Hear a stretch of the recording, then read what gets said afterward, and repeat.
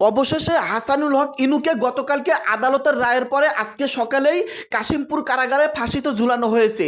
ফাঁসিতে ঝুলানোর পর এই রায় কার্যকর করার পরেই আওয়ামী লীগের লক্ষ লক্ষ জনতা রাজপথে নেমে গেছে এই সরকারের বিরুদ্ধে।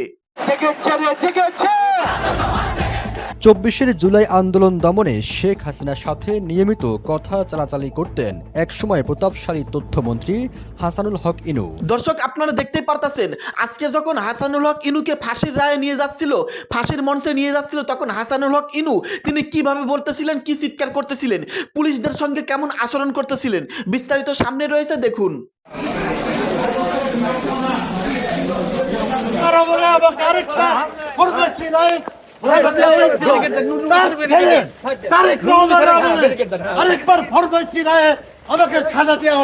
সাবেক তথ্যমন্ত্রী হাসানুল হক ইনুকে জুলাই গণ অভ্যুত্থানে মানবতা বিরোধী অপরাধের মামলায় 10 বছরের সশ্রম কারাদণ্ড দিয়েছে আন্তর্জাতিক অপরাধ ট্রাইব্যুনাল। জুলাই হত্যা মামলার রায় পড়ছেন বিচারক। ট্রাইব্যুনালের বিচারকদের সামনেই পায়ে পা তুলে বসে আছেন আসামি হাসানুল হক ইনু। রায় শুনে দিলেন মুচকি হাসিও। আসামি হাসানুল হক ইনু, পিতা মৃত এইচ.এম. কামরুল হক, মাতা মৃত বেগম। 1971 সালের 23 মার্চ পাকিস্তানের পতাকা নামিয়ে বাংলাদেশের পতাকা উড়িয়েছিলেন, সেরকম একজন জাতির বীর সন্তানকে অপমানিত করা হলো। আজকে ট্রাইব্যুনাল 2-এ আমরা দেখেছি যে ভাবনাটা যেমন ছিল ঠিক তেমন কিন্তু হলো না, আমরা ভিন্ন রকম হতে দেখলাম। ভাবনাটা একটু পাল্টে গেল। ব্রেকিং নিউজ, আওয়ামী লীগ নেতা হাসানুল হক ইনুকে অবশেষে ফাঁসিতে ঝুলানো হচ্ছে কাশিমপুর কারাগারে। দর্শক শ্রোতা, হাসানুল হক ইনুকে গতকালকেই 30 বছরের কারাদণ্ড দিয়েছিল আদালত, আপনারা সকলেই জানেন। কিন্তু এই রায়ে সন্তুষ্ট না 5ই আগস্টের সমন্বয়করা। তারা এই রায়ের বিরুদ্ধে আবার আপিল করেছেন, ফাঁসির জন্য তারা আপিল করেছেন যে হাসানুল হক ইনুকে যেন ফাঁসিতে ঝুলানো হয়। দর্শক শ্রোতা, হাসানুল হক ইনু 5ই আগস্টে ছাত্র জনতাকে হত্যা করেছিল, এই মামলার দায়ে তার ফাঁসি হতে চলেছে। দর্শক শ্রোতা, ইনুকে যখন আদালতে তোলা হচ্ছিল তখন চিৎকার করে হাসানুল হক ইনু বলতেছিল, পাকিস্তানের আমলে এই দেশ স্বাধীন করার জন্য আমি পাকিস্তানের হাতে গ্রেপ্তার হয়েছিলাম, তারপরে জিয়াউর রহমানের সময়ও আমি গ্রেপ্তার হয়েছিলাম, জিয়াউর রহমানের আমলে আমাকে গ্রেপ্তার করে আদালতে প্রেরণ করা হয়েছিল এবং আমাকে জেল দেওয়া হয়েছিল। দর্শক শ্রোতা, তিনি বলতেছেন জিয়াউর রহমানের সন্তান তারেক রহমানের আমলেও তারেক রহমান আমাকে গ্রেপ্তার করেই ছাড়লো। দর্শক, হাসানুল হক ইনু চিৎকার করে এমন কথাই বলতেছিলেন। তাছাড়া সেখানকার পুলিশদের তিনি ধমকাচ্ছিলেন যে আমার গায়ে কেউ হাত দিবি না, আমার গায়ে হাত দিবি না, আমি আমার মতো করে আমি যাচ্ছি, আমার থেকে দূরে সর। দর্শক, সবকিছু মিলে ভিডিওটা এতটাই যে গুরুত্বপূর্ণ, এতটাই ইন্টারেস্টিং হতে চলেছে, দেখলেই বিস্তারিত বুঝতে পারবেন হাসানুল হক ইনুকে আদালত 30 বছর কারাদণ্ড দেওয়ার পরও কেন তার ফাঁসিতে ঝুলানো হতে পারে। দর্শক, বেশি কথা বাড়াবো না, সরাসরি ভিডিও স্ক্রিনে চলে যাই। আপনারা মনোযোগ সহকারে বিস্তারিত ভিডিওগুলো সম্পূর্ণ দেখতে থাকুন।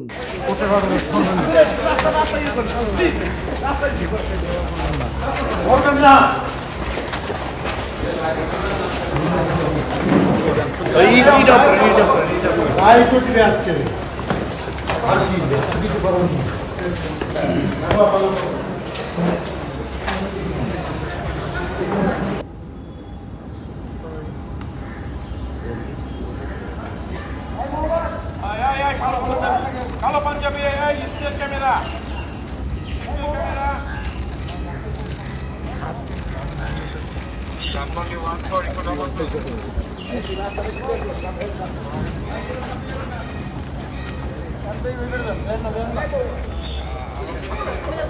আপনার ছবি আপনি আমাকে দিবেন, বুঝছেন?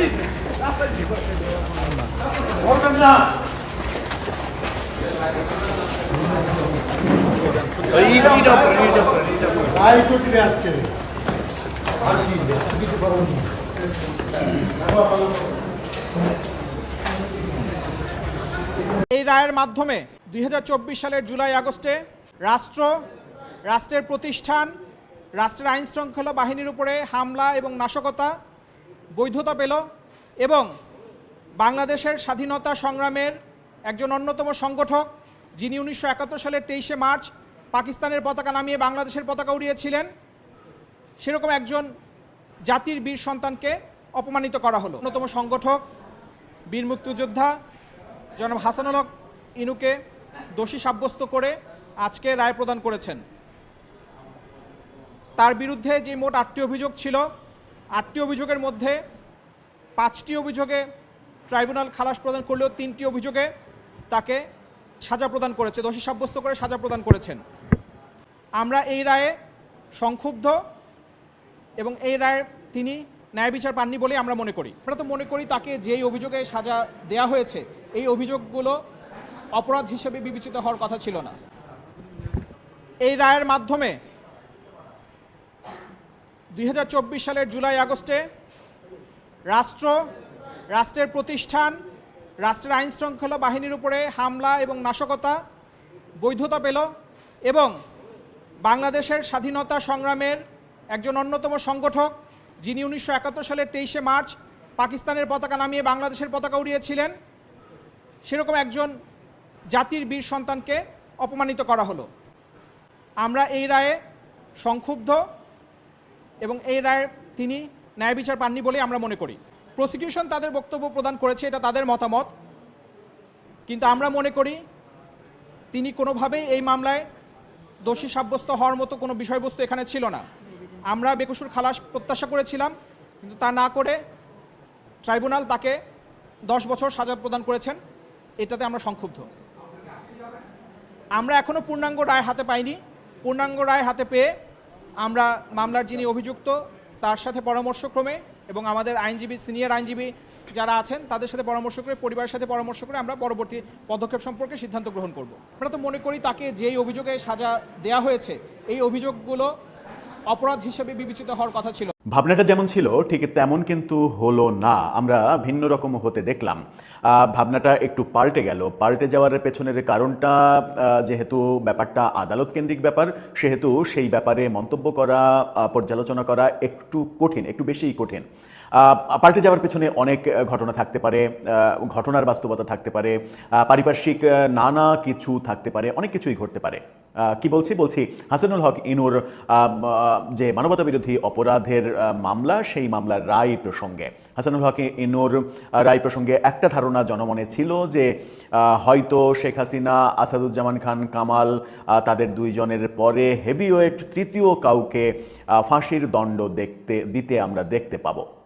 কিন্তু আজকে যখন বিকেল 3টার দিকে তার রায় ঘোষণা করা হলো, তখন আমরা ভিন্ন চিত্র দেখলাম। ট্রাইব্যুনাল 2-এ তাকে কারাদণ্ড দেয়া হলো এবং তার বিরুদ্ধে যে 8টা অভিযোগ, সেই 8টা অভিযোগ সবগুলো প্রমাণিত হয়নি বলেও আদালত থেকে জানানো হলো।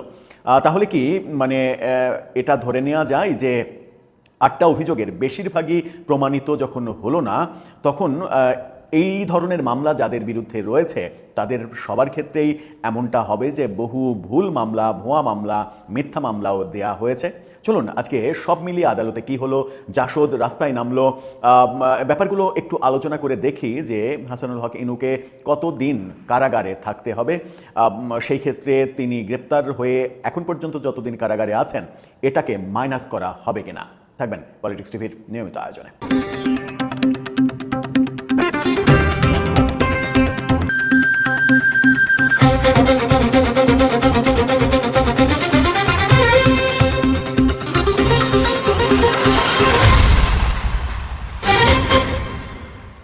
দর্শক, বলছিলাম জাসদ সভাপতি, সাবেক মন্ত্রী, আওয়ামী লীগ সরকারের সাবেক তথ্যমন্ত্রী হাসানুল হক ইনু আন্তর্জাতিক অপরাধ ট্রাইব্যুনাল 2-এ তাকে আজকে 3 মামলায় অভিযুক্ত করা হয়েছে 8টি মামলার মধ্যে। অর্থাৎ তার বিরুদ্ধে যত অভিযোগ তার বেশিরভাগ মামলাই প্রমাণিত হয়নি বলে খালাস দেয়া হয়েছে তাকে।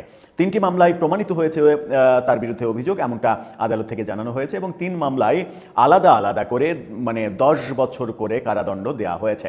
সব মিলিয়ে তার 30 বছরের কারাদণ্ড হয়েছে। এখন সেই 30 বছরই তাকে কারাগারে থাকতে হবে নাকি তাকে 10 বছর কারাগারে থাকতে হবে, সেইটা একটা গুরুত্বপূর্ণ প্রসঙ্গ।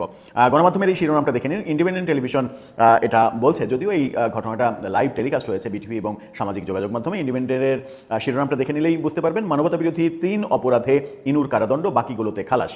এখানে বলা হচ্ছে যে রায় ঘোষণা করা হয়েছে 3 অভিযোগ প্রমাণ হওয়ায় তাকে 10 বছর করে সাজা দেয়া হয়েছে। তার মানে 10 বছর 10 বছর 10 বছর 30 বছরের সাজা। তাহলে কি 30 বছর তাকে কারাগারে থাকতে হবে? 30 বছরের তার যদি শাস্তি হয়, হাসানুল হক ইনুর এখন যে বয়স, স্বাভাবিকভাবেই আমাদের যে গড় আয়ু সেটার ভিত্তিতে বলা যায় যে 30 বছর তার বেঁচে থাকার সম্ভাবনা খুবই কম। কিন্তু নিয়ম কি বলছে? নিয়ম যেটা বলছে সেটা হচ্ছে 3 অপরাধে 10 বছর করে সাজা দেয়া হলেও সেটা একসাথে সাজা পালনের ধরনের ব্যাপার ঘটবে যখন মানে 10 বছর 100 মামলায় 10 বছর কারাদণ্ড হলেও যেহেতু তিনি দণ্ডটা একই সাথে গ্রহণ করবেন, সেহেতু 3 মামলায় যে 10 বছর, সেই 10 বছর তাকে কারাদণ্ড ভোগ করতে হবে, আলাদা আলাদা করে কারাদণ্ড ভোগ করতে হবে না, 3টি কারাদণ্ডই একই সাথে গৃহীত হবে। সুতরাং হাসানুল হক ইনুর কারাদণ্ডের ব্যাপারটা ঘটবে হচ্ছে তাকে 10 বছর থাকতে হবে। এখানেও একটা বড় প্রশ্ন যে 1 বছরেরও বেশি সময় ধরে, প্রায় 2 বছর হতে চলল হাসানুল হক ইনু কারাগারে রয়েছেন তিনি। তাকে কি এই মানে যতদিন কারাগারে আছেন সেই ততদিন তাকে সাজার যে 10 বছর সেখান থেকে মাইনাস করা হবে? আইন সম্ভবত সেটাই বলে যে তিনি যতদিন কারা ভোগ করেছেন অলরেডি সেটা ওই 10 বছর থেকে মাইনাস হবে। তার মানে সব মিলিয়ে তাকে এই মামলাগুলো পর্যালোচনা করলে আরও 8 বছরের একটু বেশি সময় কারাগারে থাকতে হবে। তার মানে 2034 সাল পর্যন্ত তাকে কারাগারে থাকতে হবে যদি আপিল বিভাগে গিয়ে এই মামলার কোনো মানে নতুন কোনো সিদ্ধান্ত না আসে। সরকার পক্ষ থেকে জানানো হয়েছে, চিফ প্রসিকিউটর জানিয়েছেন যে এই রায়ে তারা সন্তুষ্ট নন। এই রায়ে যখন তারা সন্তুষ্ট নন তখন আপিল করা হবে, অর্থাৎ মামলার সাজা বাড়ানোর জন্য আপিল করা হবে। সেই ক্ষেত্রে উচ্চ আদালতে আপিল তো নিশ্চয়ই হাসানুল হক ইনুও করবেন। 2টা আপিল হবে, 2টা আপিলের মেরিট কোনটার মেরিট গ্রহণ করা হবে সেটা উচ্চ আদালতের ব্যাপারে গিয়ে বোঝা যাবে। উচ্চ আদালতের ব্যাপারটা কতদিন ঝুলে থাকবে, এই ব্যাপারগুলো কতদিন চলবে, সেটা একটা বোধহয় দীর্ঘ প্রক্রিয়া। কিন্তু হাসানুল হক ইনুকে কারাগারে যে থাকতে হচ্ছে সেটা তো নিশ্চিত। আজকে দেখা গেল যে তিনি হাসতে হাসতে ঢুকেছিলেন কিন্তু খুবই রাগান্বিত অবস্থায় বেরিয়েছেন এবং তিনি বলেছেন যে বঙ্গবন্ধুকে পাকিস্তান যেভাবে কারারুদ্ধ করেছে বারবার বিভিন্ন অধিকার সংগ্রাম সেই করার জন্য, ঠিক তেমনি পাকিস্তানকে ভাঙার জন্য আজকে 55 বছর পরে আমাকে কারাদণ্ড দেয়া হলো। কিন্তু এটা তো বাংলাদেশ, এটা তো স্বাধীন বাংলাদেশ, পাকিস্তানকে ভাঙার জন্য কেন কারাদণ্ড দেয়া হবে সেই প্রশ্ন আসবে। হাসানুল হক ইনু মূলত তার যে ল্যাঙ্গুয়েজ টার্গেট, সেই ল্যাঙ্গুয়েজ টার্গেটে তিনি বোঝাতে চাইছেন, দাবি করছেন যে এই যে আয়োজন, এই যে বিচারের আয়োজন, প্রফেসর ইউনূস সরকারের এই বিচারের আয়োজন এবং প্রফেসর ইউনূস সরকারের ব্যাকগ্রাউন্ডে ব্যাকআপে যেহেতু সাম্প্রদায়িক শক্তির একটা বড় মানে সাপোর্ট ছিল, সেটাকেই হাসানুল হক ইনু হয়তো বলছেন যে পাকিস্তানপন্থীদের রোষানলে তিনি পড়েছেন এবং পাকিস্তানপন্থীদের রোষানলে পড়ে পাকিস্তান ভাঙার জন্য তিনি যেহেতু বীর মুক্তিযোদ্ধা, সেই পাকিস্তান ভেঙে বাংলাদেশ করেছিলেন, সেই রাগে আজকে তাকে কারাদণ্ড দেয়া হলো। এই ব্যাপারগুলো মানে আমরা দেখেছি, পাকিস্তান ভেঙেছি, স্বাধীনতা এনেছি, এ কারণে আমাকে সাজা দেওয়া হলো, এই রায়ের আমি নিন্দা জানাই। তিনি বলেছেন পাকিস্তান ভাঙার কারণে বঙ্গবন্ধুকে মৃত্যুদণ্ড দেওয়া হয়েছিল, 55 বছর পরে আমাকে কারাদণ্ড দেওয়া হলো। ইনুর বিরুদ্ধে মোট 8টি অভিযোগ আনা হয়েছিল, যার মধ্যে 3টি অভিযোগে দোষী সাব্যস্ত করা হয়েছে। এর মধ্যে অন্যতম অভিযোগ হচ্ছে জুলাই গণ অভ্যুত্থানের সময় কুষ্টিয়ায় 6 জনকে হত্যা করার নির্দেশ সহ আন্দোলনকারীদের উপরে হামলার উস্কানি দেয়া। এখন 6 জনকে হত্যার নির্দেশ যদি হাসানুল হক ইনু দিয়ে থাকেন এবং সেটা যদি প্রমাণিত হয়, তাহলে তো যিনি মেরেছেন এবং যিনি মারতে অর্ডার দিয়েছেন দুইজনেরই একই শাস্তি হওয়ার কথা। তাহলে 6 জনের জীবন তার নির্দেশে চলে গেল, এটা প্রমাণিত হলো, অথচ হাসানুল হক ইনুকে মাত্র 10 বছরের কারাদণ্ড দেওয়া হলো। অনেকে বলছেন যে এটা তাহলে একটু লঘুদণ্ড হয়ে গেল না? মানে আমি মানে এটা যদি প্রমাণ হয় যে আমি নির্দেশ দিয়েছি ওকে মারতে এবং যে মারছে এবং আমার নির্দেশ, এই দুটোই সমান অপরাধ এবং সেই সমান অপরাধে 302 ধারায় স্বাভাবিকভাবেই মানুষের ধারণা যে মৃত্যুদণ্ডের রায় হবে, কিন্তু এটা হলো না কেন? এর পেছনে অনেক আলোচনা চলছে, অনেক যদি কিন্তুর আলোচনা চলছে। যেহেতু প্রথমেই বলেছি আদালতের ব্যাপার নিয়ে ওই সামাজিক যোগাযোগ মাধ্যমে ও লেখালেখি করবে ঠিকই, কিন্তু আমরা যারা মানে একটা স্পেসিফিক প্ল্যাটফর্মে কথা বলি, তখন আমাদের অনেক বেশি সচেতন থাকতে হবে কথা বলা প্রসঙ্গে, কারণ ইচ্ছা করলেই আদালতের কোনো প্রসঙ্গে কোনো তির্যক মন্তব্য করা যায় না যেটা আদালত অবমাননার শামিল হবে। তবে নিশ্চয়ই এটা বুঝে নেওয়া যায় কিংবা আপনারা বুঝতে পারছেন যে চতুর্দিকে যে আলোচনাগুলো হচ্ছে সেই আলোচনাগুলোর মূল মানে টপিকটা কি সেটা না বোঝার কিছু নেই। এদিকে এই ঘটনায় জাসদ আজকে রাস্তায় মানে বিক্ষোভ মিছিল করেছে। এই শিরোনামটা দেখে নিন খবরের কাগজের। সেখানে বলা হচ্ছে যে ইনুর রায়কে বিচারের নামে প্রহসন দাবি করে জাসদের বিক্ষোভ। জাসদ বিক্ষোভ করেছে, এই ভিডিও জাসদের বিভিন্ন পেজ থেকে ছড়িয়ে দেওয়া হয়েছে। গণমাধ্যমে তেমন একটা নিউজ হয়নি, কিন্তু মানে খুব বেশি মানে নিউজ হয়েছে, ফলাও করে সেই ব্যাপারগুলো প্রচার করা হচ্ছে না যতটা প্রচার করা হচ্ছে হাসানুল হক ইনুর কারাদণ্ডের ব্যাপারটা।